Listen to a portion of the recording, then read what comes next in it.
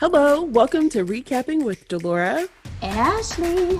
Please follow us on Instagram, Facebook, and Twitter at Recapping Podcast. Also, comment, rate, and subscribe on your favorite podcast platform. We're on all the things. We would love to hear your ratings of the movies and shows we review.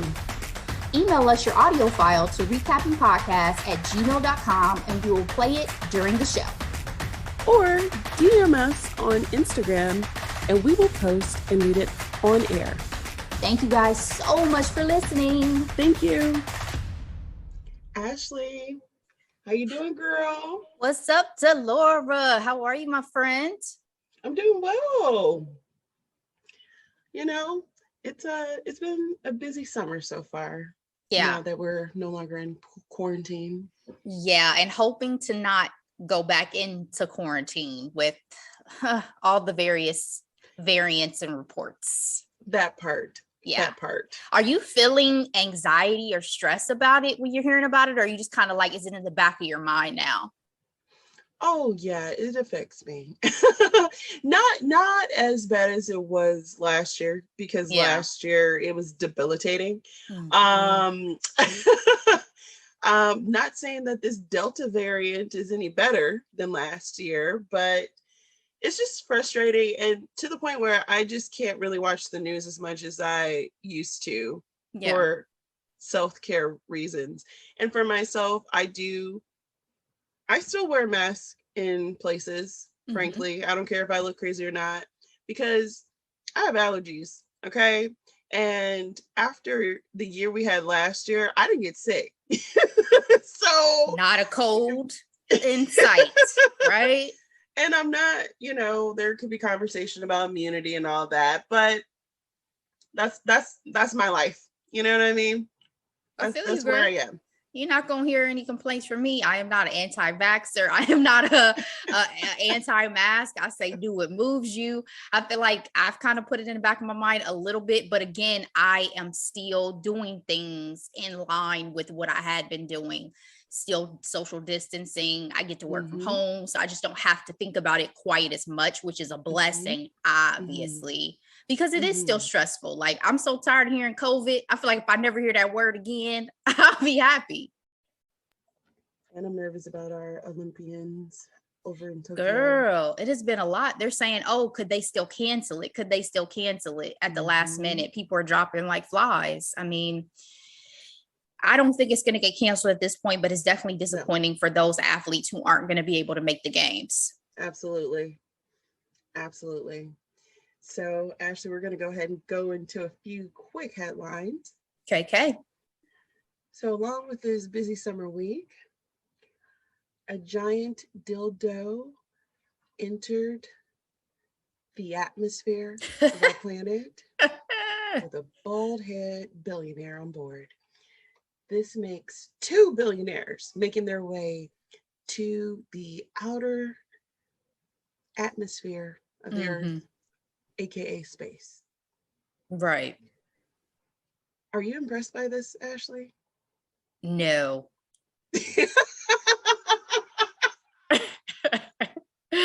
Did it not look like a dildo, though? Come on now. Both of them were very penis shaped, very much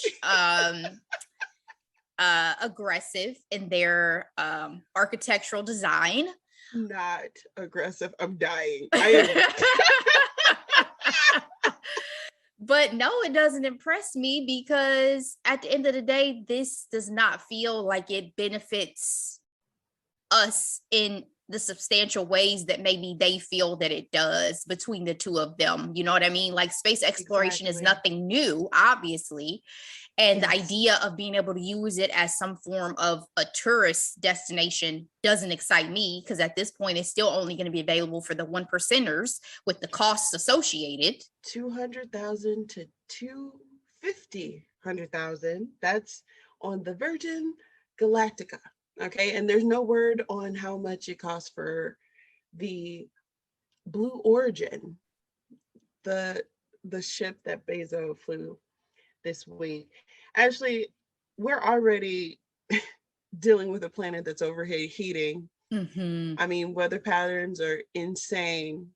and you want to mess up our atmosphere with tourism for what profit? You're already the richest people on the planet.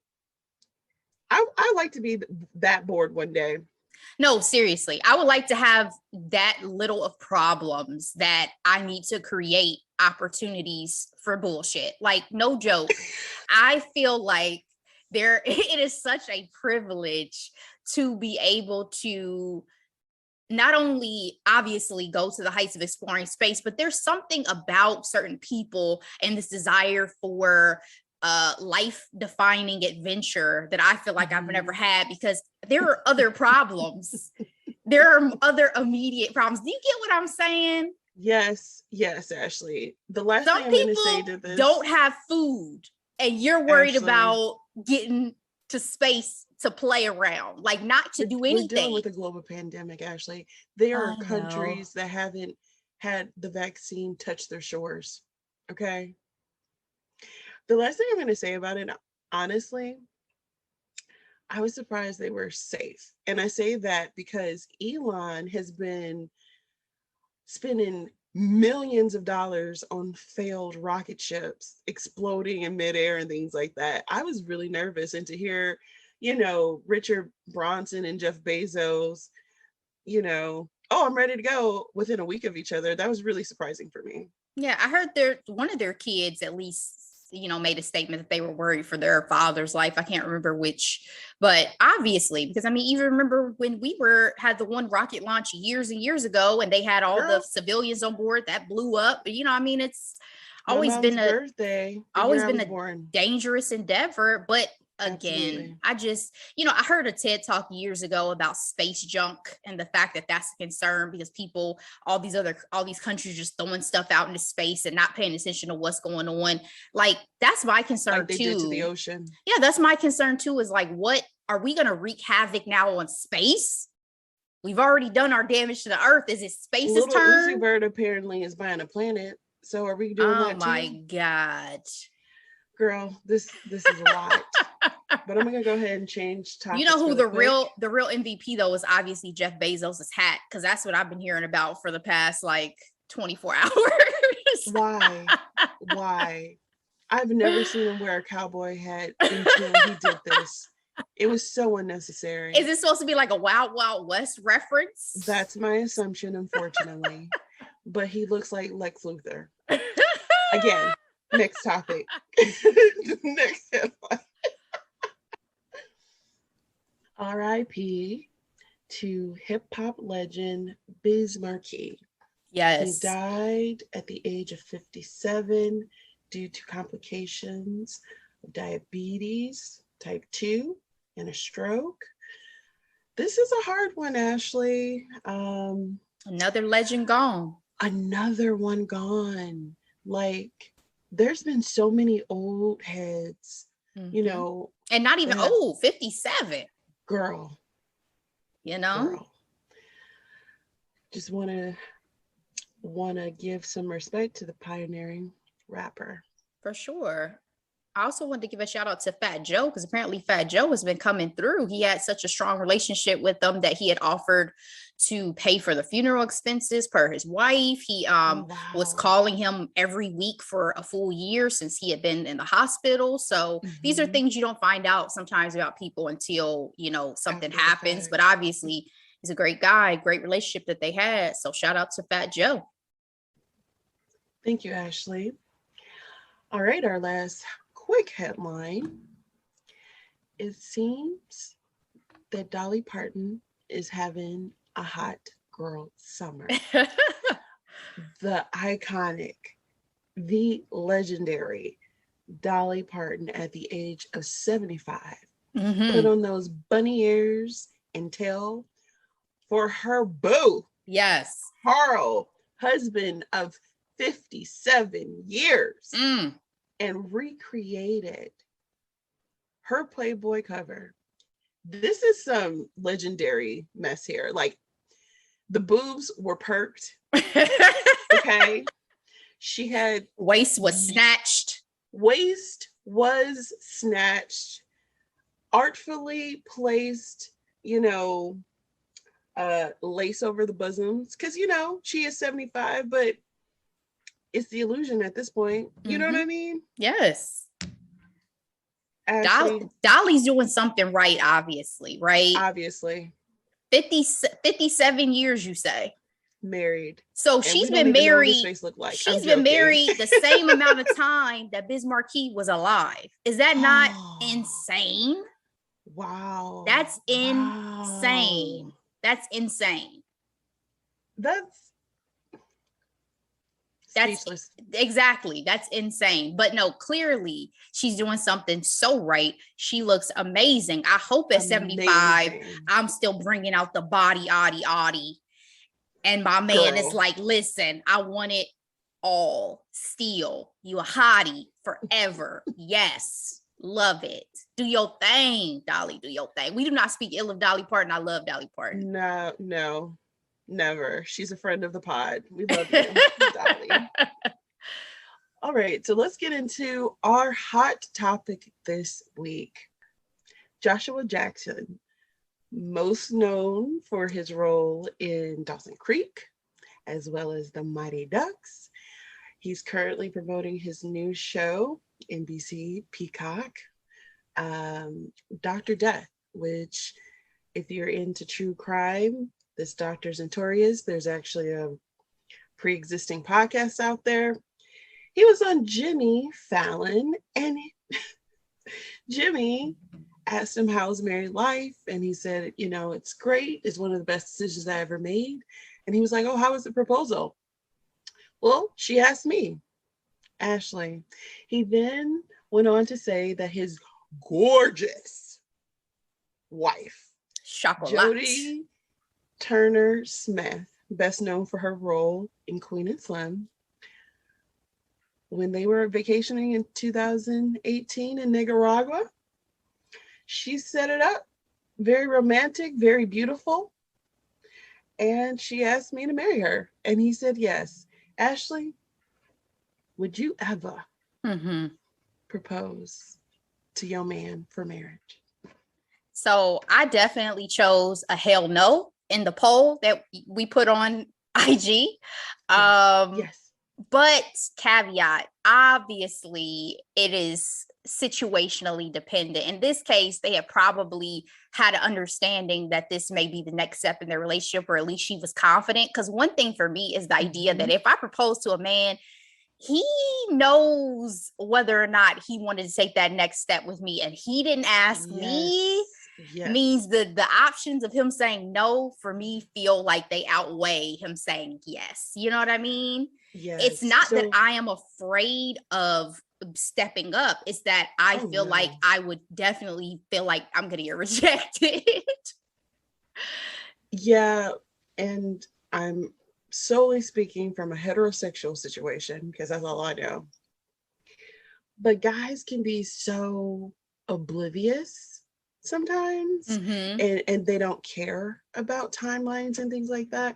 And so for me, I would prefer the guy to propose to me because he has reconciled that internally. You know what I mean? Right. He's ready. And he's ready. I'm not, as a woman, you give, soft suggestions on your timeline. You know what I mean? Yeah. But at the end of the day, I would never want to have a guy get married to me and him feel like, well, you asked me. I wasn't ready. Yeah. That's a no for me. That's a no for me. That's a great point. Remember on Bling Empire, which we both watched on Netflix, when she proposed at the end, I was so nervous that he was going to say no. And guess what? His little ego was hurt. But it's like, she had, how many more babies does she need to have for you? And we have years, and I've given you children. I've slid some things out the vag for you. And you're like, listen, still upset that I just went ahead and took this step because you didn't, sir. And she was so cute and nervous and like, yes. I don't know if I'm going to do it. I don't know if I'm not going to do it. It was adorable. I forgot who said this, but she was like, don't do it, girl. Don't do it. I think it was the DJ. DJ who was saying that. And I can't remember her name. Kim. I think it was Kim. Yes. yeah, so I don't know. It would be hard. It would be tough for me. But at the same time, Delora, give me a couple drinks, give me a beach, give me a atmosphere, and who I knows? always liked him over Dawson anyway. First of So all, who didn't? And I feel bad because yes, I feel bad because I am Team Pacey so hard with Dawson's Creek. Looking back what? at the show, I because I didn't watch rewatched it. I didn't really watch it. I knew who they were, but out of the love triangle, I obviously knew who everyone was, but I was like, yeah, Percy's all day. Yeah, well, I watched it as a teenager and then I rewatched it again recently, and as an adult with kinder eyes, I was like, Dawson was actually a very nice, understanding, sweet character when you look back at him, but it was just the chemistry between the characters. And Katie Holmes and Joshua Jackson dated in real life, and you cannot fake chemistry, people. Like our podcast last week on Sex Life. Exactly. When them cameras start rolling, some things may happen behind the scenes. Okay. Oh my goodness. Well, I really look forward to seeing their baby. I don't know if they'll ever share it with us. Yeah, I'm sure their daughter, right? They had a daughter. It's beautiful. Girl. Can I say one thing real quick though? He was with actress Diane Kruger for years, like 10 years. So maybe was he? Diane should have. So I was saying, was he waiting on her to pop the question the whole time? Like, that's such an excellent point, Ashley. Thank you for bringing that up, because I did forget they were together forever. Like, I really was surprised when they broke up. And you remember when Amber just started surfacing with him and Jody, we were like, dude is in love. And when I found out they were engaged and married, I was like, look at him come through. Listen, he said melanin popping. I love some chocolate. Okay. And it just, her body. It made him so much more endearing to me too. Cause I was like, hey, I always knew there was something about you. kind of like, like my boo Chris Evans. I feel like he would date a Black girl. Anyway, first of all, he has. It's not he would. He absolutely has. And we have no photographic evidence, but there is no way that man with that beard has never lived that life. That haircut, that beard. Come on. That haircut, that beard, and that chain that exactly. you were talking about. Y'all, Chris already know. Chris is like, it don't matter. I taste all the rainbow. Chris is out here telling you. Oh my goodness. Speaking of goodies, we are going to do a microdose this week, Ashley. We haven't done one of these in a minute, but I believe this new music video by Normani deserves some airtime, okay? Wild Side is her new music video that premiered literally last Friday, featuring Cardi B. It was directed by Tanu Muno. She's a Ukrainian director who also did Montero. Oh, wow.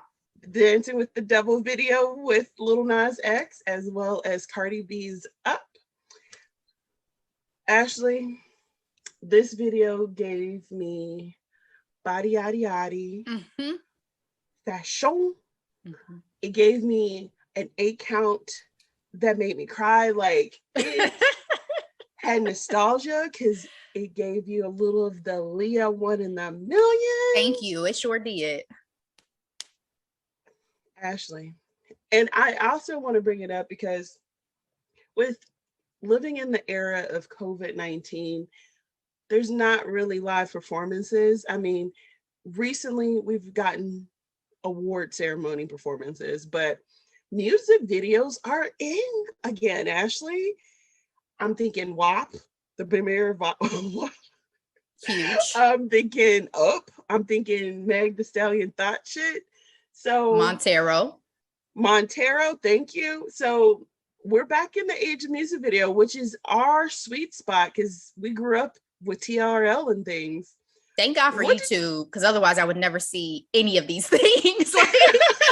Exactly. You have to search for them unless you already follow them on social media or whatever. Yeah, they don't play them on any of our regular cable channels anymore. Not on MTV either. No, not MTV, BET, none of them. None of them. And also really quick, I want to highlight the choreographer, Sean Bankhead. This gentleman choreographed WAP, He choreographed the dances from Montero's live performances, and Motivation, which was epic. And lastly, Up, which was the social media firestorm. Anna, lean.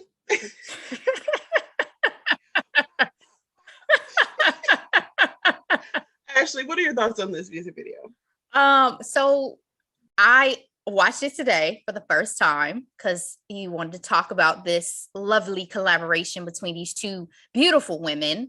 And I have to say, for sure, the choreo come through, the costume changes come through, particularly when you're talking about that 90s nostalgia, that all black outfits with the white forces around the steel structures absolutely gave me 90s feels of Aaliyah, Missy Elliott videos, all of that. But I have to say too, and I may be because we did Sex Life last week, I am sexed the F out. Like I am tired of seeing somebody. I did not need her and Cardi caressing each other. No, I didn't need that. I just get a little, like, it gets a little oversaturated for me at certain points in time, like the visuals, especially with Cardi. Yeah, I just get, it just gets to be a little much. So I did appreciate it. I like the song in general. I think Normani sounds great. I enjoyed, like I said, the visuals of it, especially again, just the vibrancy of a lot of the setups and sets, like the effort that got put into the overall production, just reminding me of those good old days of 90s videos where literally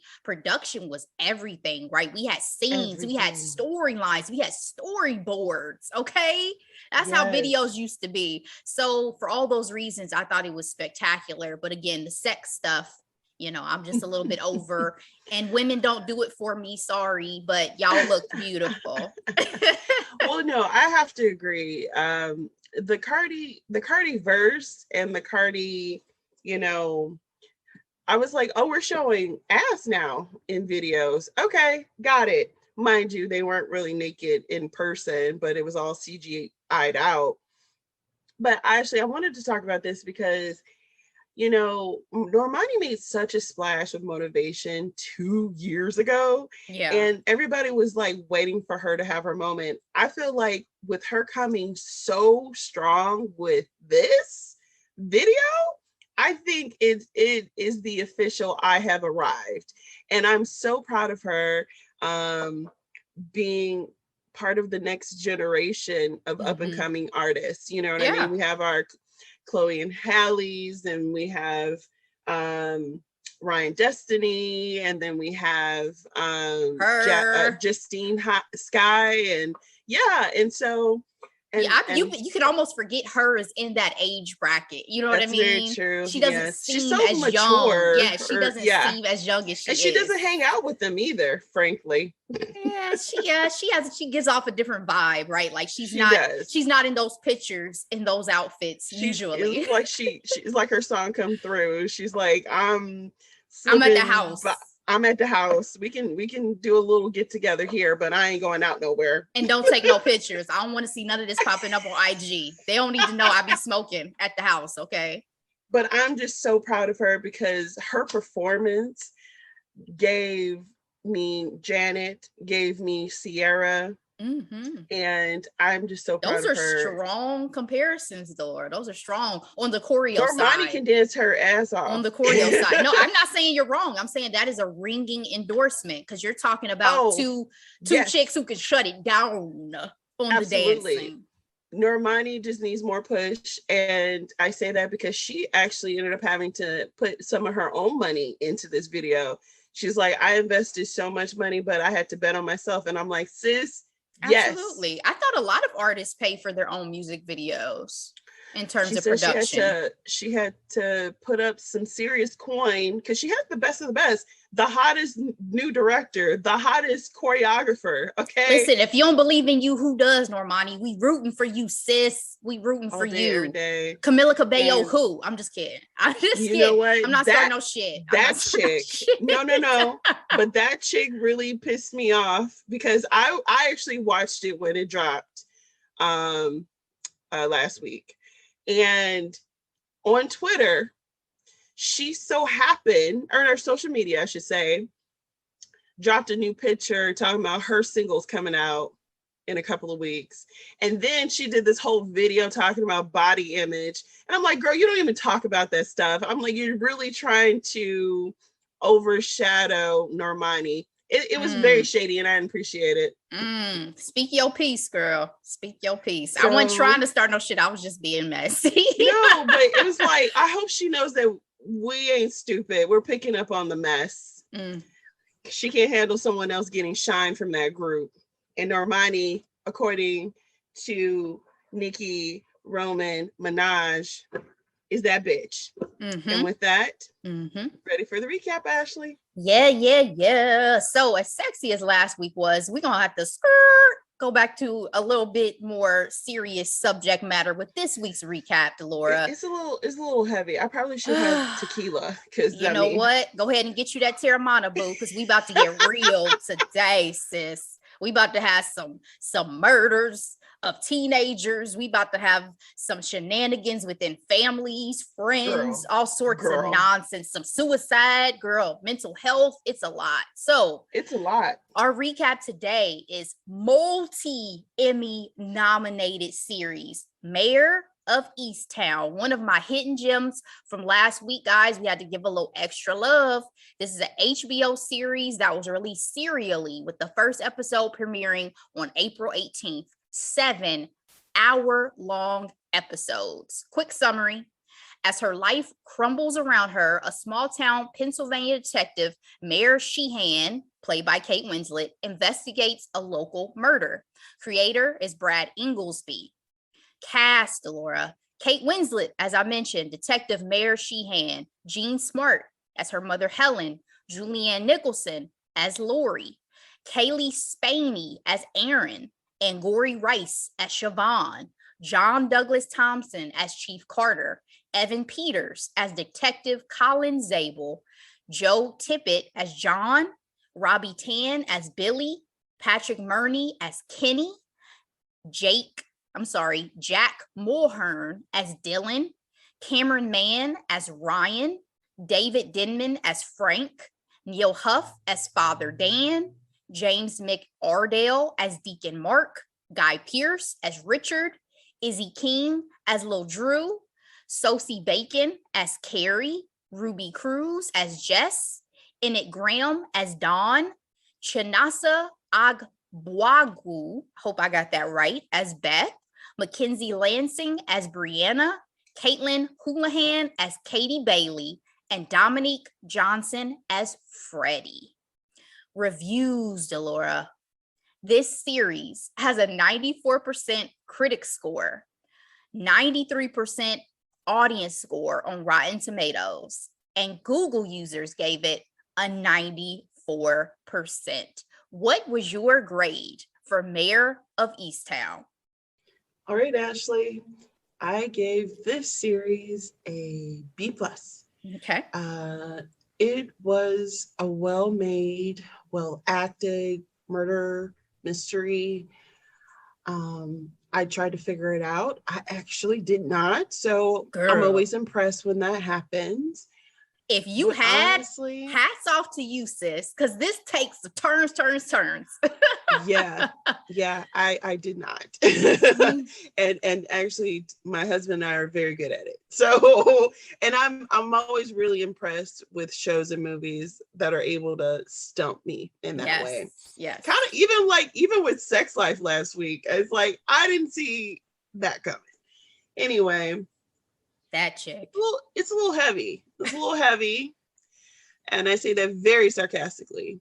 I think that's the only reason why I didn't get like an A or A- or anything like that. It's like summertime. I want levity. I want a sangria, not a heavy, deep Cabernet. You know what I mean? Like, girl, this was suburban. This was some hard liquor. This was some hard liquor. Hennessy. Yeah. Yes. This is Hennessy. This is a Hennessy series for sure. I wanted Froze. I want sangria. I didn't ask for a Guinness, and that's what this was. Okay. B plus from Delora. My grade for this week is A minus. So Kate Winslet, Kate Winslet, Kate freaking Winslet. Her Mhm. ability, as always, to become a character is always so breathtaking to me when I watch her act. Like, to be able to nail an Absolutely. accent, a Pennsylvania specific regional accent, and you're British, to Mhm. encapsulate the hardness of this character while also showing a lot of nuance throughout and a lot of pain throughout in Hard doesn't various even cover it, ways. Ashley. I'm just saying, I'm not going and diving into the spoilers Mhm. just yet, but it Oh was just no. such a perfect performance to me from her that for sure she carried the show. But the rest of the cast was amazing as well. The storytelling, the storyline, to your point, I was riveted till the end. I had no idea what was going to happen. Every time I thought I had figured it out, something else happened. So plot twists got me. And also, you know, the fact that I couldn't solve the story was one thing, but the fact that there were so many deep seated issues that almost made it a little bit too hard to digest is It was a why lot. it didn't get an A or an A plus. Because Yes. again, while it was excellent, like truly to me an excellent series, they didn't leave a stone unturned, they did not leave Mm-mm. anything left out there. It was just a lot. So I'll In some say, ways, go in some ahead. ways, it was kind of demonic. You know what I mean? And it's not even a spiritual horror thriller. You know what I mean? It was like, but some of the actions these people took were so dark and insidious It that was very dark. It was it very, was very just dark. like, whoo, let me watch an episode of Mickey Mouse Clubhouse before I go to sleep, because I can't have this before, I can't watch this before I go to sleep. I understand. It definitely was a character study and also an examination of community for sure within this town. One thing I have to say before we get into our spoiler alert is I have to revise my grade for a previous recap that we've done. Now that we're 35 episodes in, Delora, there is one show that I did not give its due justice at the time. I wanted to reserve my A's so much that I did not give The Queen's Gambit an A when it deserved to I receive an mean, A. I thought you were insane when you didn't give it an Yes, A. I gave it a B plus because at the time I was like, oh, I need to reserve my A's. But when I watch things like this and I just think about the beauty of that series, from Beauty. the the It the was a acting feast. to the scenes, to the setups, to her wardrobe, to the details, that series absolutely is an A series. So I need to, on the Mhm. mic, revise my grade. So The Queen's Gambit gets an A from me. All right. So Yeah. anyway, spoiler alert, we're about to get into the meat of Mare of Easttown, guys. So Mare, as already mentioned, is a police detective in her hometown in Pennsylvania. Delora, we see her navigating local cases like Katie Bailey, a teen who has been missing for a year, and Freddie, a drug addict who was stealing from his sister, Beth, and went to some extremes during the series to fund his habit. Mare is a bit of a town celeb in a sense for shooting a winning shot on her high school basketball team to win the state championship. So much so she still has a nickname, Lady Hawk. They definitely put some respect on women's sports in that town, is what I was Mhm. thinking. Because we're, Mhm. it's really not only is it interesting that they still talk about a high school basketball game, but also that it's women's sports, which does not always get the recognition that it deserves. Mhm. On a personal note, she's living next door to her ex-husband and his just announced fiance. Her mother's living with her daughter Siobhan, and her grandson Drew. Her son, we learned, tragically committed suicide. The main case of the series is teen girl and young mom Erin, who was murdered and left out in the woods by the end of episode 1. In my mind at the time, and that of the police, her ex-boyfriend and father of her child, Dylan, was the prime suspect. She had been beaten up Mhm. publicly that night by Dylan's girlfriend. But her home life, Brianna. also didn't appear to be ideal. So, Delora, at the start of this first episode, and with Aaron's murder, what were your thoughts on who had done it initially? Ooh, that's a great question. Initially, I honestly, if I'm being honest, after the first episode, I felt like anyone could have done it, frankly. I felt like the ex-boyfriend and his ratchet new girlfriend, her angry daddy, Siobhan even could have been a potential suspect. And I say that because, you know, like most murder mysteries, you don't want to make any assumptions of anything. I didn't trust Frank, Mare's ex-husband. I'm like, I didn't trust Frank either. I did not trust Frank either. I'm with you on that.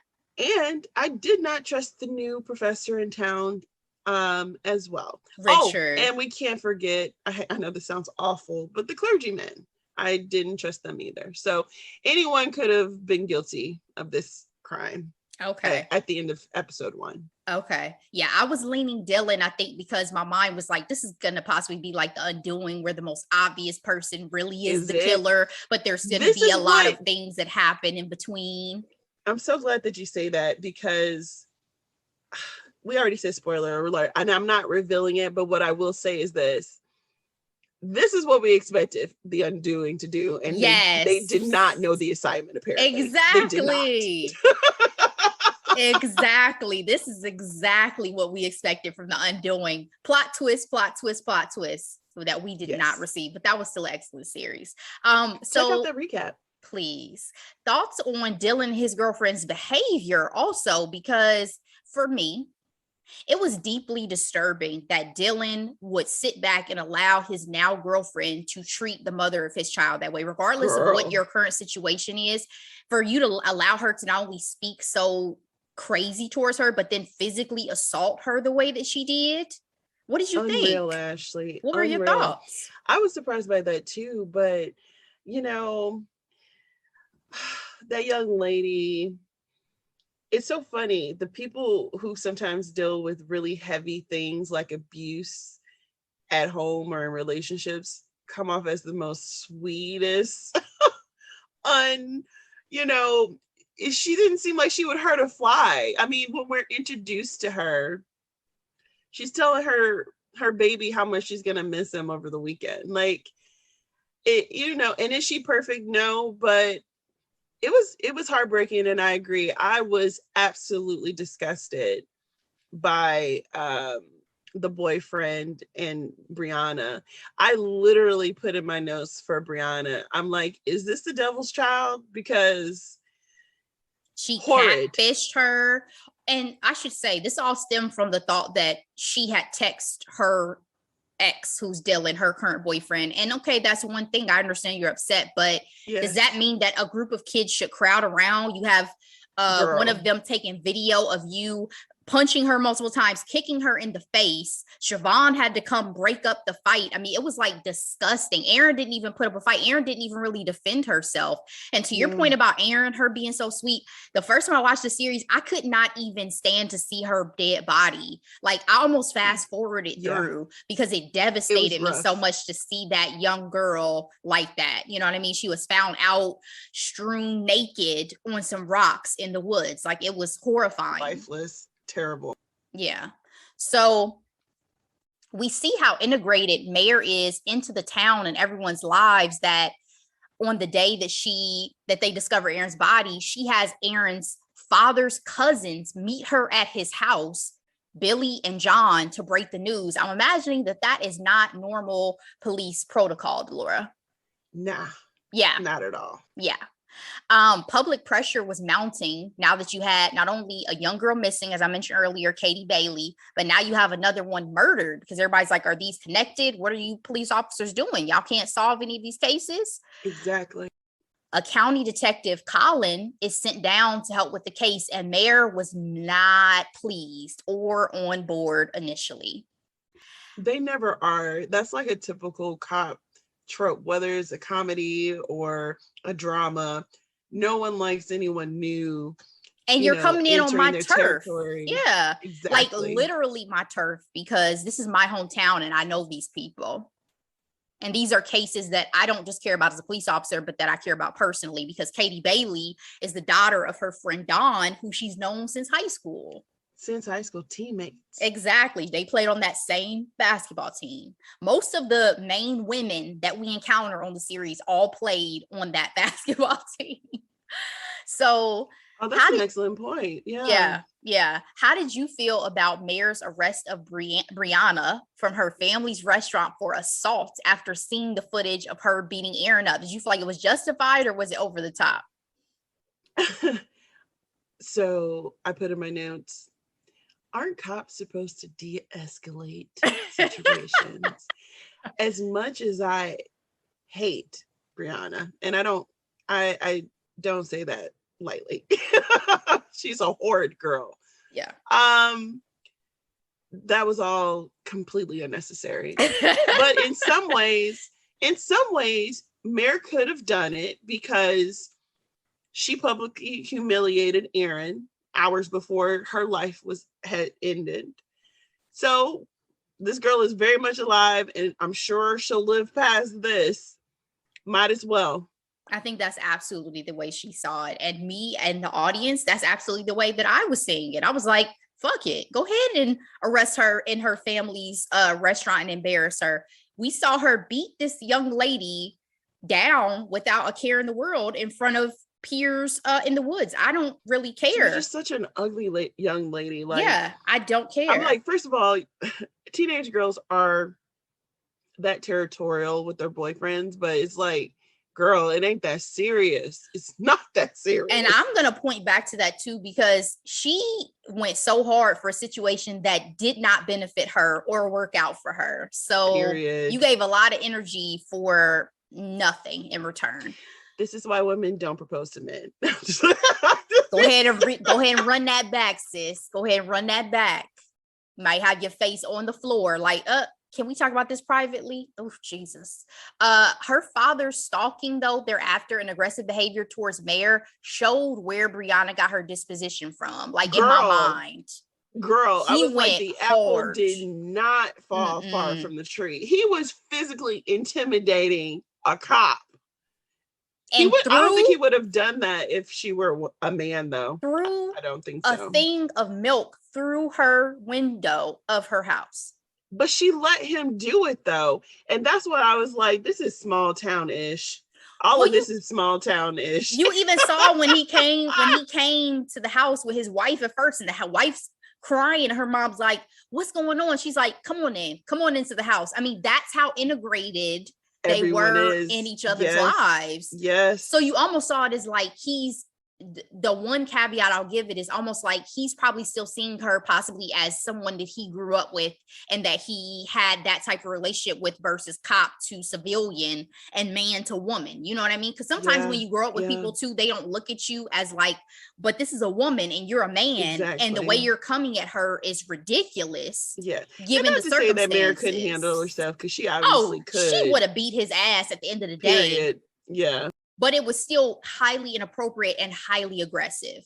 Absolutely. And we see her, again, ugliness, because to this point, Delora, we didn't even know that Mare's son had committed suicide. But when Brianna gets arrested, she drops the bomb about Mare's son committing suicide when she's being questioned, right? She's like, oh, you're such a bitch. I can see why your son killed himself. Like, spawn of the devil. Spawn. Yeah, she was a hard character to try to justify. And she looked, I mean, obviously I'm talking about the character and makeup and everything like that, but she looked like she was living a hard life. All of them did. All of them did. Can we talk about Kate Winslet's wig? I mean, come on. Girl. All of them did.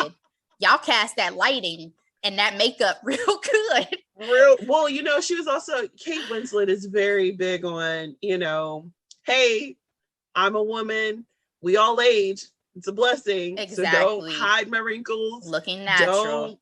Don't change my boobs. Like, she's very big on being authentic. But she's still a beautiful woman. She's one of those women you still have to Ashley, ugly every time Mare dressed up for something like an event, I was like, there's the movie star. Exactly. Even if it was just a little bit of liner. Yeah, you got a glimpse. And a lip. Yeah. I'm like, she's like, that's right. That's still Kate Winslet, right? Yep. Aaron's father, Delora, was so convinced that Dylan was the one who killed Aaron, he popped up in the backseat of this young man's car, held him at gunpoint, took him to a secluded road, and shot him. Thought he killed Dylan, but Dylan survived. What were your thoughts on Aaron's father taking justice into his own hands? Ashley, I was pissed off. I'm like, does your grandson deserve at least one living parent? Ooh, great point. Great point. Great point. I don't think he was thinking about the grandson at all. No. He was, first of all, he was an alcoholic, it seemed like. So half the show, I didn't even know if he was in his right mind. Yes. But also, I think there could have been some levels of guilt because he didn't treat Aaron very well when she was alive.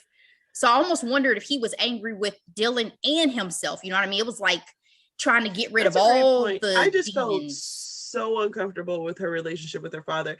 It was obvious that he beat her, but I was concerned on whether or not or something he was doing a little bit more with her sexually, and that's how bad that it was. Just, again, very off. You know what I mean? Like, the vibes were not there, right? You know what I mean? Like, this was not a peaceful household. It didn't help that her mother had passed away, right? So she's trying to fulfill the role of kind of like being the woman of the house. So the dynamics are just weird. And because she's young and naive and frankly, probably kind of stupid, she, she failed probably more often than not, but she should not have to apologize for this grown-ass man burning his mouth over some macaroni and cheese that came out of the microwave. And first of all, Stouffer's is wonderful. I love Stouffer's mac and cheese. So where's the salt and pepper? Like, I don't, some type of way. I don't get that, but yeah. If you're gonna go store-bought mac and cheese, Stouffer's is the only one I would recommend. I agree that it was uncomfortable. I think what I was thinking during this scene was, what if you're wrong? Like, you're possibly going to kill this kid without any level of evidence besides the fact that you just feel like there's possibly nobody else in town who could have done it. Because as we, the audience, it will see, Erin has her secrets. You know what I mean? Like, Erin was doing some ish. Her daddy ain't know nothing about. Yeah, her daddy ain't know nothing about. So it was terrifying to me, the thought. In this moment, I was like, no. Like, what if you're wrong? You know, like, this is life and death. You could be taking this young man's life and he's innocent. So, you know, vigilante justice in certain shows and certain films, I get, but in this one, I was very skeptical. So I'm glad that Dylan survived. A person like him who lacked character. Yeah, frankly. I mean, it's still life, and like, again, you can't just take somebody's life like this without thinking things through. Not that you should ever want to be taking someone's life, but, you know, in the context of cinema and television. While dealing with the case, we see Mare struggling throughout the series with her own personal life and issues, like unresolved grief over her son Kevin's suicide 2 years prior. Her grandson Drew, who I mentioned is living with her, is exhibiting behaviors like tics that could show he had some of the same issues that his father Kevin had. Kevin, over the span of his life, was diagnosed with developmental disorders, Delora, mood disorders, Tourette syndrome, autism, all sorts of things. And he was also addicted to drugs. Drew's mother, a recovering addict, also during the show is attempting to get full custody of Drew. Thoughts on how Mare navigated her personal life and family? What do you think about her family dynamics throughout the series? Well, you can find out very quickly that Mare is a tough cookie, right? A little bit. But some of her behavior left me saying, especially in the episodes towards the beginning of the series, who hurt you? Who hurt you, sis? Because it's almost like a badge of honor for her to be borderline unlovable. You know what I mean? She was very, very rough around the edges. And it just seemed like her family and friends just simply put up with her, frankly. Like, they knew she was rough and gruff. And I mean, a prime example, her ex-husband and his engagement, she goes to her daughter, asked her if she knew about it. She was like, yeah, Mom, I helped him plan it over a month ago or several months ago. Didn't even tell her. He thought it was a good idea to tell her the morning of, right? Yeah. And he still didn't do that, right? But well, she hung up on them, granted. again, rough around the edges, and they put up with her mess. And then that basketball scene, or when the team was getting recognized, and she just kept poking and poking and poking at Caitlin's mom, and Laura keeps telling her, drop it, we're literally about to be in this assembly, and she just wouldn't drop it. You know what I mean? Yeah. I mean, I think the grace that I gave to her was, for one, I was like, what must it be like to be a cop in the town in which you grew up? Like, you have to have possibly a level of disconnect that I would not be used to, because you don't know when something's going to happen that you have to arrest your friend or, break some hard news or whatever. So that was one thing. But when it came to her family, the one major issue that I had was her relationship with her mother, because you had an issue with it. Yes, because I just felt like the way they talked to each other was not some Black people shit. I will say that. Like, really? Because I guess I didn't think of it as much as I thought about her relationship with her daughter. You know what I mean? I guess I was more so looking at her from a parental perspective and not at her as a daughter, just because her mom seemed like she could take it too. So I guess I just wasn't thinking that.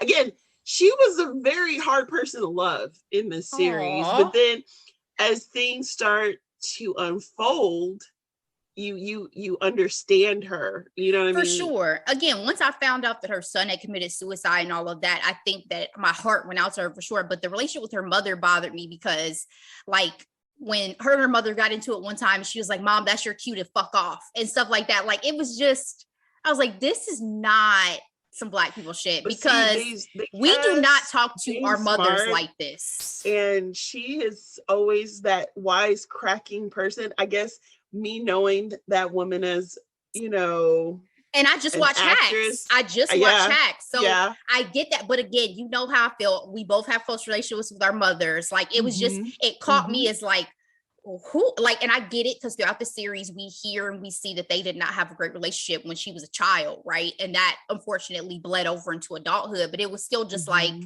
I don't appreciate this. Granted, you have your issues. I just felt like Mare had a bad relationship with everybody. Granted, that's what I was gonna say. She had her issues as a mom. She had her issues as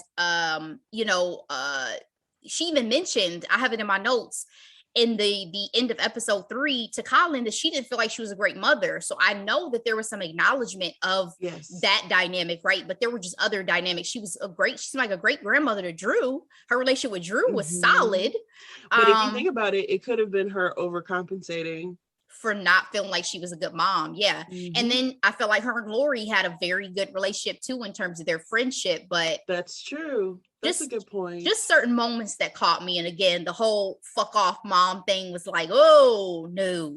I don't care what the dynamics are, you're tripping. But clearly their relationship was such that, it was never as big of a deal as I felt like it was if that had been my relationship with my mother. I'll say that. What I will say about her relationship with her husband or ex-husband, when you find out that her son died, it to me, because I'm like, her ex-husband is literally living behind her. Like, that's insane. And I know it's a small town, but like, really? But then I'm like, they probably were high school sweethearts and they probably just grew apart, and I'm sure that grief probably participated. But in some ways, I actually thought she had a somewhat decent relationship with her ex-husband, in the fact that you can tell that they were friends. And obviously he puts up with her more than she put up with him, but there was this level of familiarity and not respect, because I don't know if Mare really respected people, but I think she does. It was something there that made it seem like, okay, we're in this life together, even though we're not together anymore. Yeah. And I think not to say that she was happy about his new fiance either. I think the grief of losing their son, especially the way that they did, both fractured their relationship in terms of marriage, but probably also bonded them for life in a way, because only you two know what that was like to share that as your son's parents, right? That's so a good point. That's probably a lot to do with that. But also, I think Mare, as we'll see throughout the series, never dealt with her grief, never wanted to talk about it. So I think that also created a barrier, because think about when you have secrets from other people and how that kind of separates you and pushes that relationship apart. And I think there was a lot she was internalizing and not talking about that was pushing her. Because even Lori, remember her and Lori have a conversation, and Lori's like, you're pushing everybody away, you're pushing your family away. And she was like, am I pushing you away? She was like, no, because I won't let you. So I think we're meeting Mare at a time where her grief is still so overwhelming, and she just can't verbalize it. She can't push through it. But speaking of Frank, Delora, if the family issues weren't already tense, he gets dragged into the case, because Aaron's best friend revealed to Lori that Dylan was not the real father of Aaron's son. And she suspects Frank was the real father because he's a teacher at their school, and she saw him helping her with groceries and things a couple of times. Girl, he had to take a whole paternity test. Crazy. He was not the father, as Maury would say. But his fiance was not having it. She was not having it, but guess who else was not the father? Dylan. Woo, bombshell, baby, bombshell. Suspects start piling up, Delora, because as you kind of talked about a little bit ago, even a deacon in town, Deacon Mark, at a local parish becomes a suspect. He becomes suspicious. Phone records show he was the last call Aaron made before she was killed. We even see him in some episodes later dump her bike into a river. Tampering with freaking evidence. That was insane. He'd had grievances filed against him for inappropriate behavior with a teenager at his previous parish. He was accused of raping a 14-year-old girl. Now, there was one scene with him, though, that disturbed me. Now, I get it. There's these allegations out here. He's a suspect at this point. But do you recall in that diner when the teenagers are having that conversation, or they may have been early 20s, and the young lady tells the guy, one of the guys at the table, what she suspects of that priest, and they go out and they assault him? That disturbed me so deeply, Delora, because the idea that people will take word of mouth and then act upon that in society is real and scary to me. And a tale as old as time, you know, what they call mob mentality. Seriously. Yes. Like, you guys hear something about someone, and without even a shred of evidence or information, y'all didn't even do a quick Google search. You take her at her word and you go out and assault this man. I mean, whole towns and cities were burned over word of mouth. So, yeah. Deep. What disturbed me, frankly, was how easy he lied about multiple things. And I'm just like, aren't you supposed to be a man of the cloth? A priest? He lied so easily, and everybody knew he had allegations previously. But you just thought it was a great idea to start lying today. Okay. I'm glad that this storyline doesn't play out the way that it could have with him, because obviously with the things that have gone on within the Catholic Church over the last few years that we've heard about and know about, I hope that this was not going to be a continuation of that in this show. You know what I mean? Like when things happen within the religious community and with people who are supposed to be of the cloth and all of that, it hits different. You know, it hits different every time. So Mare got herself placed on administrative leave. Like, we don't want doubt. Please. If y'all can't live right, who can? You know what I mean? Mare got herself placed on administrative leave by stealing drugs, heroin, from work to plant on Drew's mother. As I mentioned, she's wanting full custody. She also got assigned grief counseling, though. Was this reckless, or was she being protective? My mouth was on the floor. I knew Mare was about it, but sis, planting evidence? Yeah. And don't get me wrong, her son and his girlfriend were no angels towards her. But that scene where like the whole purse incident in the bathroom, girl, that hurt me deeply. that was a lot. That was a lot. Speaking of things that wouldn't happen in Black households, yelling, "I hate you." What? That emotion doesn't exist, at least not towards your parent. It was or so verbally out loud. It was like, so what? much. The idea of seeing people who are in the throes of addiction in general was highlighted so heavily in this show. Yes. Which I found interesting. Thankfully, I have not had to have that situation within my personal life, but it was definitely heartbreaking to think about how you navigate that as somebody's family, like Beth with her brother Freddie, Mare with her son. Like, how do you grapple with that? Because remember, we heard Beth say, kind of about Freddie, I wish he would just go ahead and die. Like, I'm so tired of this. I really do wish he would go ahead and die. That's deep. Yeah, but I just thought it was completely reckless and disappointing because she was in the middle of this case and they were making some headway. Yeah. I mean, she was dealing with two very important cases, potentially connected to each other. Yeah. And you're out here just it was gross. And can I talk about how the chief stepped up to her? He was sick of her shit. I was like, Mare was literally tap dancing on the chief's last nerves. And he was a calm man throughout this whole series, but he was like, don't play with me. Yes. Not today. He said, part of me wants to make sure you never wear a badge ever again. And I get it because he's a stand-up cop. He wants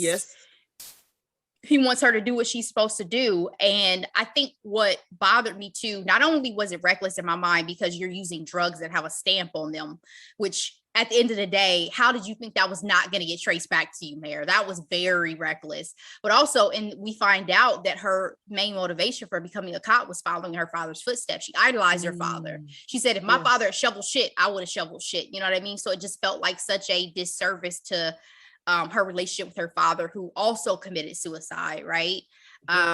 So it was just sad. I heard that, Ashley, I was like, goodness gracious, how's this woman moving? Yeah, getting up every day. It was a lot. That amount of grief. It was a lot. Again, that trickled into all the other parts of her family, into her relationship with her mother, her relationship with her kids, all of that. So when another teen girl goes missing, Missy, and despite being warned against it, Mare gets Colin to give her the deets and hops back into investigating. So, caveat, both Katie Bailey, who's missing at the very beginning of the series, and now Missy were drug addicts who had turned to prostitution. So they had accounts on this site called Side Door. And Erin, it turns out, also had a secret account because she was trying to get money for her son for ear surgery.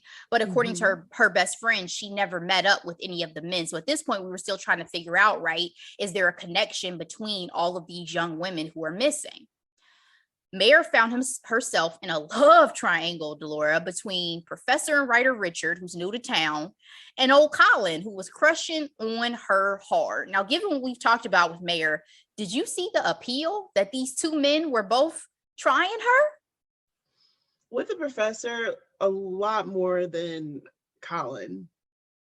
Honestly, with Colin, I felt like it was a bit of a puppy dog crush. But I'm like, what does he see in her? Because she, and not to say women have to put in effort by any means, but she did not care how she looked every day. Again, maybe that's what she did. You know, I just previously said, how did she get out of bed? I think the goal is to get out of bed, and anything that else happens in the day is a success. That's a really good point. Also, they talk about the fact that Colin, remember his fiance, called off their wedding 2 weeks before. So I felt like he was still hurt. Yeah. Again, it was like, I didn't get it. I did not get it because she also was obviously older than he was too. Not to say, you know, some people like they women seasoned. Some men like they women with a little wisdom. We got Nick Jonas and Priyanka Chopra, you know, things happen. But I didn't expect that with him at all. And I have to say, I was so happy when they brought him in because I actually put in my notes, they absolutely needed a third party detective in these investigations because she was too close to the ground. Too close. Okay. Yeah. But she was really good at her job. Can we say that? And that was another thing too. I'm glad that you say that, Ashley, because I noticed that immediately. Like, so they hyped him up, saying he was going to, you know, be this and that. And when she started really working with him, she was running circles around him. Yeah. She was asking him questions. So what do you think happened? What do you think happened? Well, actually, no, it could be this or could be that. When she figured out the ricochet of the bullet and that the bullet was lodged in a tree and all this, these are things that he had not even noticed, right? So what we ended up finding out, and Colin confides in there, that him cracking this case that got him on the map with a missing 10-year-old girl was actually a fallacy. It was a PI who had truly figured it out, and he ended up being able to get credit because the PI went into hospice, right? Did you feel it was wrong of Colin to take credit for some work that he did not do? Well, Ashley, it depends on how you want to phrase it. Okay. Tell me what your thoughts. My thoughts is, I understand his guilt, but what I do understand is the fact that he was able to follow through with it, right? He was able to follow through with it and actually close the case. Sometimes it's a relay, you know what I mean? You gotta tag in your partner.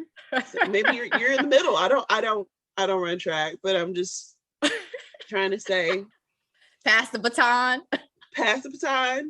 Do what you gotta do. Now, he could have been a little bit more vocal. Yeah, because they didn't say whether he gave that PI any level of credit or anything. Exactly. Yeah. Exactly. I'm assuming he did not, because he wouldn't feel guilty if he had. Yeah. And I think it's one of those things where in the moment he probably went along for the ride. And to his point, he said, I just wanted to feel like I did something great for once in my life. And you can understand that humanity within him. And I didn't hold it against Colin, especially because in the very next scene, and one of the most shocking and heartbreaking parts of the whole series, we see Colin is tragically killed, shot in the head.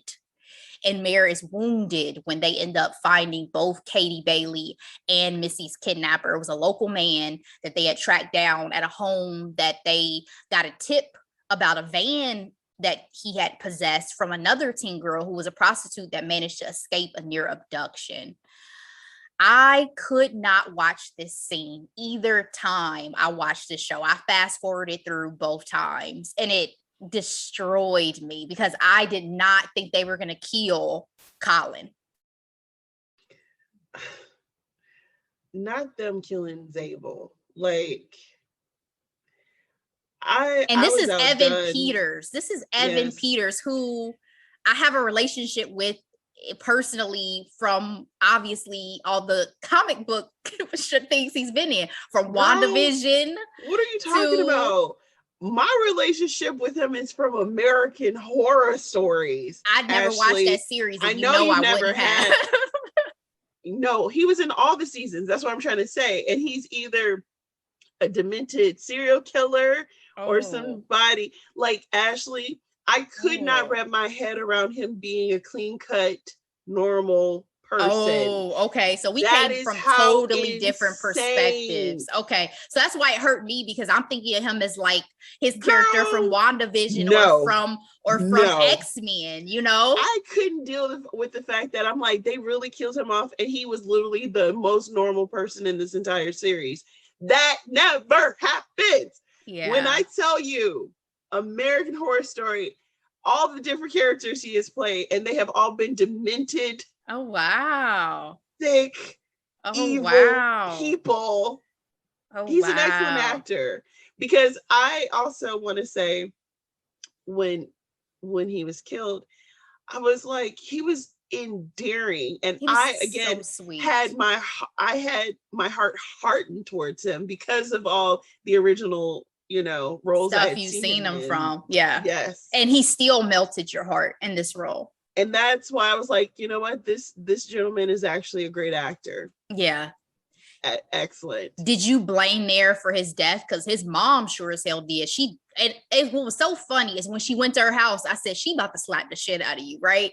Same. And she double slapped her. Yep. And in some ways I felt kind of relieved, but in the sense of like, I felt for the mother. I actually put the question down too, Ashley. Is it Mare's fault for his death? Yeah. And at the end of the day, her son was a freaking cop. I mean, it comes with the job, the potential danger and loss of life. Yeah. And I'm not saying to expect it, but I don't think it's fair to blame Mare, frankly. I don't. I do feel like she was obviously coloring outside the lines because they really went into a very serious environment unprepared. Yes. And that could have been her fault in the sense of she was the most senior person in that situation, assuming so, because technically they're supposed to be peers or whatever. But I don't know. The last thing I was going to say with him kissing her after they had that horrible date, mind you, that date, I was like, Mare knows how to blow some ish up, doesn't she? She was using him to stay close to the case, just like his mother said. Was a puppy dog, and I just wanted to pick him up from out the rain and dry him off and tell him it's gonna be okay, because that's how she left him at that dinner. But anyway, when he kissed her, he's like, "How do you know what I want?" Because I'm like, "Sir, you want her? You want Mare?" I was like, ooh, I think there's hope. I think he was like, following his heart in the moment. You know what I mean? Yeah. Even if it was unrealistic. One of the realest things that anybody said throughout this entire series that I could relate to was a line from Colin when they were at that bar and he was drunk. And he said, I'm reaching that point in life where my life no longer looks like necessarily how I thought it was going to look. You know what I mean? Like that realization when you're hitting a certain age in life and you're like, oh, I thought I was going to be married. I thought I was going to have kids. I thought I was going to do X, Y, or Z. And this is the reality. So it was such a real line from Colin. And that's also like seeing those peaks of his humanity made me so sad because I'm like, you're still so young. You still have so much life to live. Absolutely. And so many things to experience. So of all the people that had died, as well as, you know, Aaron and some of our other characters, it hit me hard when Colin was killed. But we have to conclude this series, Delora, because the plot twists come back to back to back regarding Aaron's murder. Her case was not connected to the other girls. The kidnapper had an alibi. So first, it appears her cousin Billy did it after starting up a sexual relationship with her on a family reunion trip. We even hear a confession to his brother John. Then, in a twist, Aaron's best friend once again drops a bombshell when she delivers a photo of Aaron and John together in bed to the police station. Turns out it was John who had the sexual relationship with her and was DJ's biological father. He wanted his brother to take the fall. Girl, he even tried to kill his brother, tried to kill himself. Okay, he's arrested. Then in an epic and final plot twist, Mare discovers it is actually Ryan, John and Lori's son, who killed Aaron. He confronted her over her relationship with his father, and after a struggle, accidentally shoots and kills her. Delora, it was so much. I have multiple questions for you. My first questions for you. Okay.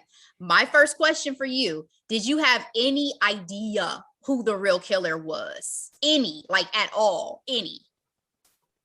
No, I did not. I went along for the ride, which was, you know, it was a good one, right? I was under the impression that these cases could be together, right?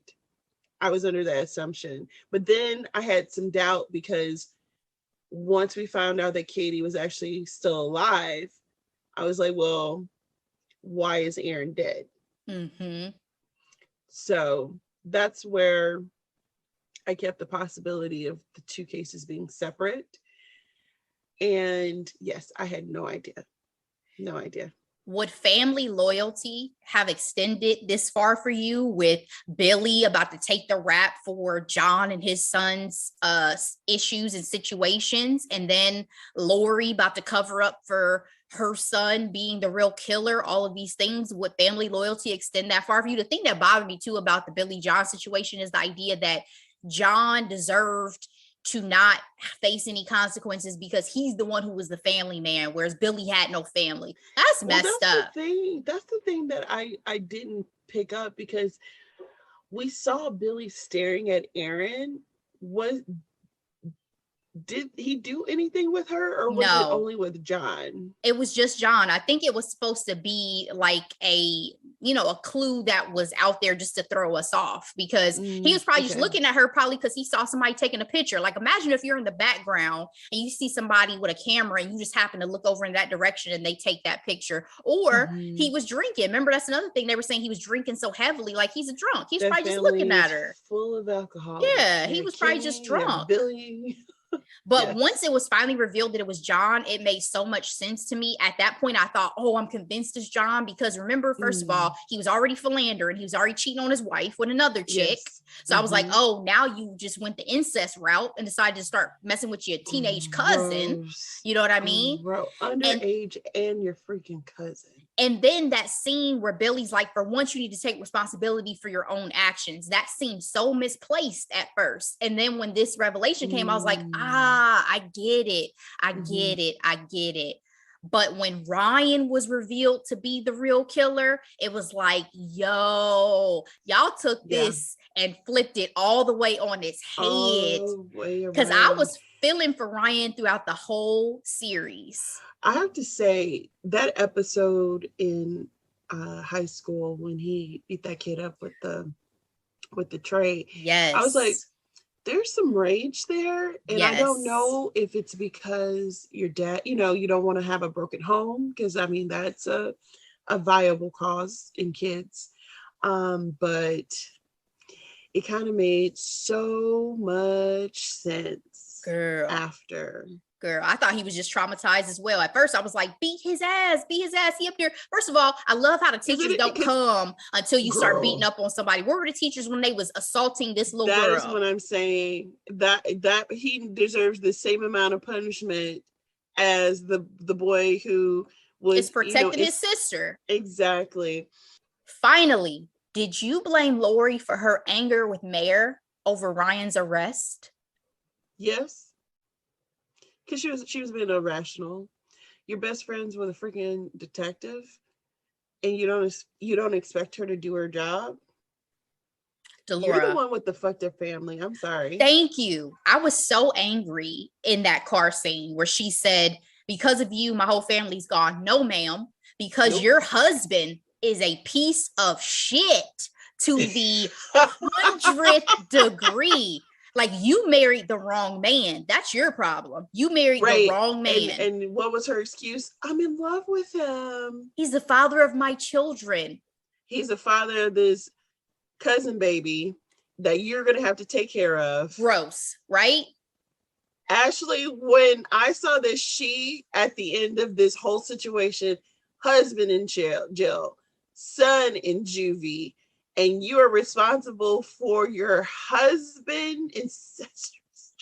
I don't want to put that on that baby, but you understand what I'm trying to say. No, it was sad. It was a lot. She was the real loser out of this entire story. Oh, and she was placing her anger out on Mare because she was just she was the closest person in her proximity. You know what I mean? That final scene where she breaks down in her arms, I felt that, you know what I mean? Like, it was so much. I'm like, you have to be releasing the weight of the world, because this man you chose to marry has destroyed you. You know what I mean? Has destroyed you, has destroyed your children, has destroyed your family.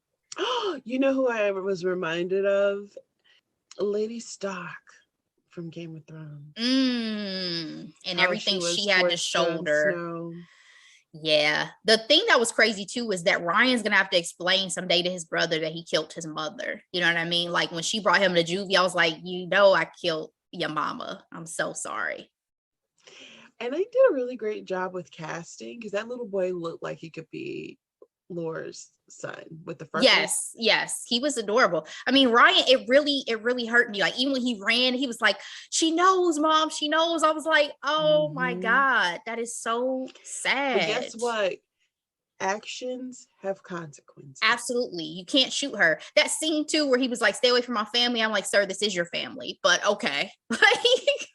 Y'all are he was really crazy. trying to put it in his own hands after having the situation that happened previously, right? Yes. He was over it. He did not want his family to break up. But again, this is your cousin. You know what I mean? Like, this is not just the neighbor down the street. This was your family too. It's so crazy. And can we talk about how Erin got catfished twice in one night? She sure did. She got catfished by Brianna and by Ryan. She sure did. Crazy. Poor child. But as we saw, though, the priest was innocent. All he did was tamper with evidence and throw away that bike. He lied too much to be a man of the cloth for my liking. The one piece left out there, though, that I wish I got to see was Kenny, Aaron's father's reaction to these truths, right? Because this is his family. These are his cousins. Ooh, we never got to see his reaction. Cousin. Yeah, we never got to see his reaction. I wanted to so bad. Like, that's who you need to go mess up, Kenny. Them. And mind you, during all of this, Dylan was acting hella suspicious. Super Her girlfriend suspicious. was acting hella suspicious. They were trying to throw us off. Friend? Yeah, she thought she was doing what her friend would have wanted her to do, because Aaron at the end of the day lied about the paternity because she thought Dylan's parents were so lovely and she wanted him to grow up in that environment. And I totally get that. But this is my problem. Again, we've talked about with like teenagers and their decisions. Like, you're not thinking these things through. You know what I mean? Like, you're making very big decisions.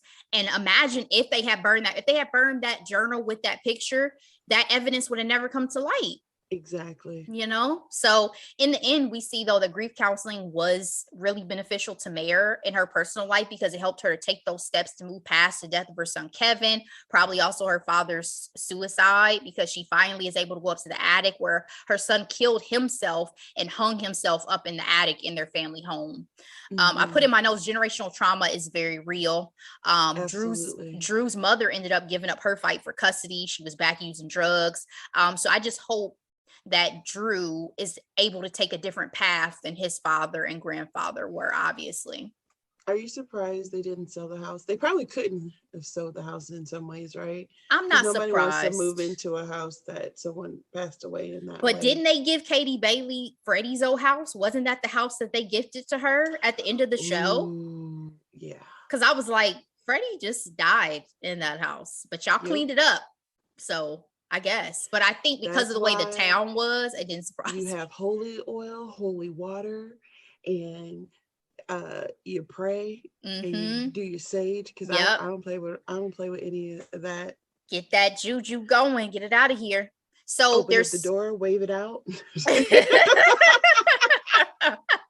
So there's no season 2 in the works, Laura. Kate Winslet says she'd be down, but obviously we have such a finality to this story with the way they did it. Little lies, just let it Which be. arguably has gone on for too long. Do you have any final thoughts you want to share about Mare of Easttown? It was well acted, frankly. Kate Winslet, the way she was able to capture sorrow in her eyes was just phenomenal. Like, just because we're talking about Mare dealing with layers and layers and layers of grief. Yes. Okay. And in some ways, she's probably so diligent and good at her job, because that's probably the only way she knows how to dispense her energy, like towards something like solving a case, helping someone else, helping out her community. Yes. I did feel uncomfortable with how close they were. She was to everybody. I know everybody talks about policing and community and knowing people and all that type of stuff, but was she gonna give Ryan a milkshake at the end? Like, I don't understand. You know what I mean? Like, I know this is your best friend's son, but he's also a murderer. Yeah. But then maybe this could be an argument to say, hey, let's remember there's humanity behind people's behaviors. I mean, I don't know. I don't know how to reconcile that, you know?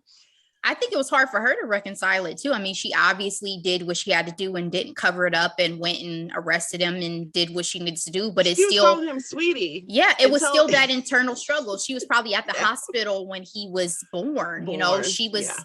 This is her best friend's child. Imagine that. Yeah. And it was so difficult for me to reconcile, again, how you police a community in which you grew up in and you're so heavily integrated in. And as sick as it sounds, one thing that this show did do for me is it made me feel so connected to that sense of like hometown love, you know what I mean? And you know, those people who you grew up with knowing you better than anybody else, and that just shared experience and those shared memories. Now, again, they took this really, really far, but I do understand that sense of community for sure. The last thing I was going to say was Guy Pearce's appearance in the series, because he's such a, you know, notable actor. Mindy Kaling tweeted, OMG, remember when Guy Pearce was just Kate Winslet's random boyfriend on Mare of Easttown and not a murderer or anything insidious at all? That was so fucking weird. And I thought that was kind of funny because he's a notable actor. Yeah. But there's a whole entire article written in I can't remember what it was. It might have been like Variety. And he actually was replacing another actor. And he was doing it as a favor to Kate because they needed someone to fill the role. So wow. So obviously with him being an actor, you know, people like, who is he? What is he doing? Is he just a booty call? Like, that's it, you know? I just thought that was really fun to mention. I guess the original actor who was supposed to do it was the gentleman who played in The Crown, Princess Margaret's first love interest. Okay. If you're a fan of The Crown, you know what I'm talking about.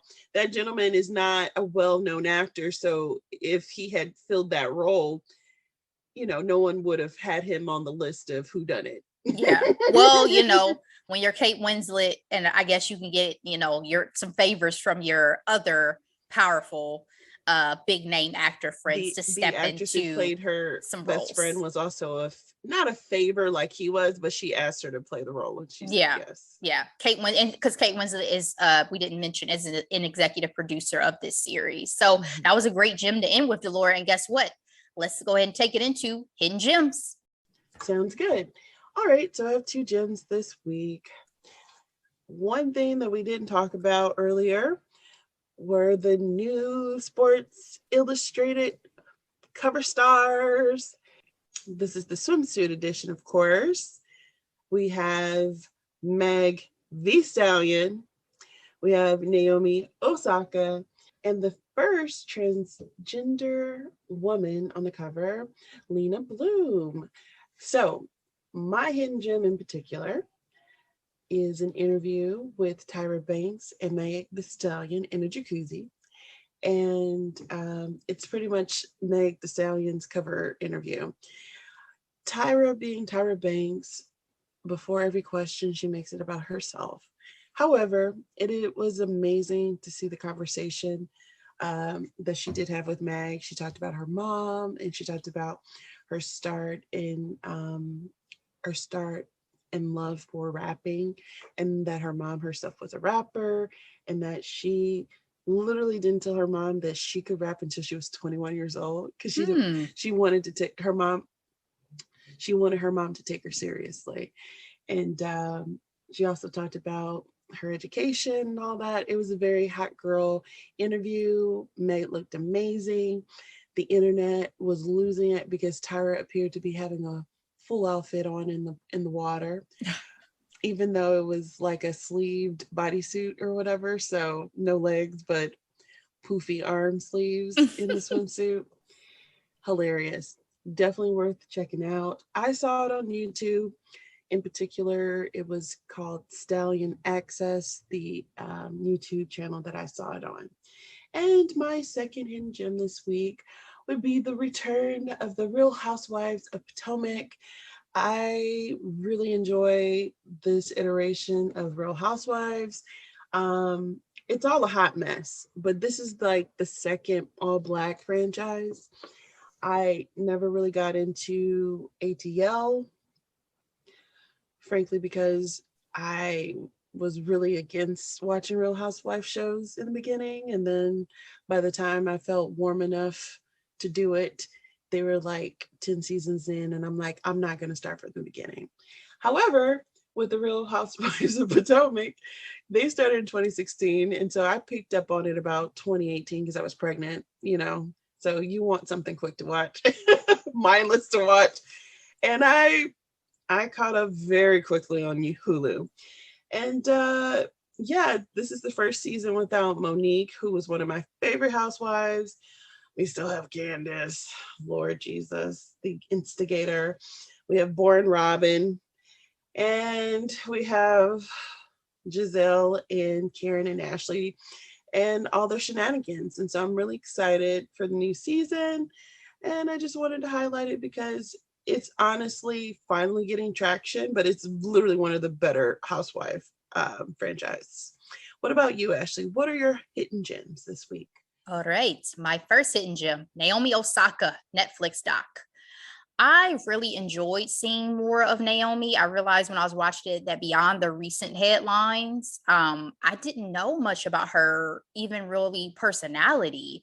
I also didn't know about her relationship with Kobe, who was a mentor to her. LeBron is an executive producer on this, and I really enjoyed the glimpse into where she's at right now, kind of her relationship with her family, how she got her start, all of those things. And I just feel more invested now in her and her career. So, I mean, I've always been wishing Naomi the very best because I root for everybody Black. But in general, I feel much more invested in her now that I get to see a little bit behind the curtain. So that is Naomi Osaka on Netflix, 3 episodes.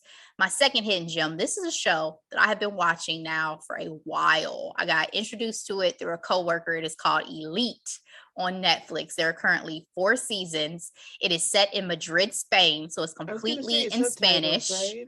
Completely. And I started watching it because I was about to go to Spain and I wanted to get a better understanding of the language, of the culture, of all those things. So I started watching it and then just fell hard. So it's rich kids going to an elite private school, sex, scandal, and murders ensue, Delora. The 4th season is not the strongest because the core cast is no longer together, but the show up until this point, and still season 4 has its moments, has been fire. It makes Gossip Girl look like a Disney show, in my opinion. And I've gotten so into this series. Really? Yes. Wow. I've gotten so into the series. They even have like these shorter mini episodes with just like select characters. I've even watched some of those on Netflix just to stay within the world. Huh? I mean, I've gotten so invested into some of these characters. So how is it compared to Blood and Water? So Blood and Water was the show that Delora and I have talked about, which was set in Africa. And again, it's teen based. This show is just, they do so much more. Like every season is really based around a main situation that happens. And so you're kind of like backtracking to understand how that murder happened, which is pretty much the start of every season. And all of the relationships between the dynamics between these students and their parents and all these other situations, but it's so adult probably for a teen show. So I wouldn't recommend a teen watch it as usual, but for us as adults, it was thoroughly entertaining and wild and crazy. And I was here for it. I wish that they had moved the show to keep the core cast together, but that's all I'll say. Check it out on Netflix, 4 seasons. It is elite. And those are my 2 hidden gems for this week, Delora. Yay. Thank you, Ashley. Of course. Are we gonna talk about what we're doing next week, or are we gonna leave it a surprise for now? We'll have a surprise, but it will be a film. I promise that. Listen, guys, y'all don't understand. Me and Delora are watching these things twice. Okay, this was 7 hours this week. Okay. Takes a little bit of time. A heavy 7 hours. Yes, but we appreciate you guys as always for sticking with us. We love you guys so much. In Ashley. Yes, we are out here and we will keep going. So we appreciate the love and support. Please keep it coming. Be sure to follow us on all of the social medias, on ratings, reviews on Apple Podcasts, do all the things. And we will see you next week. Delora, I love you. See ya. Love you too. Bye.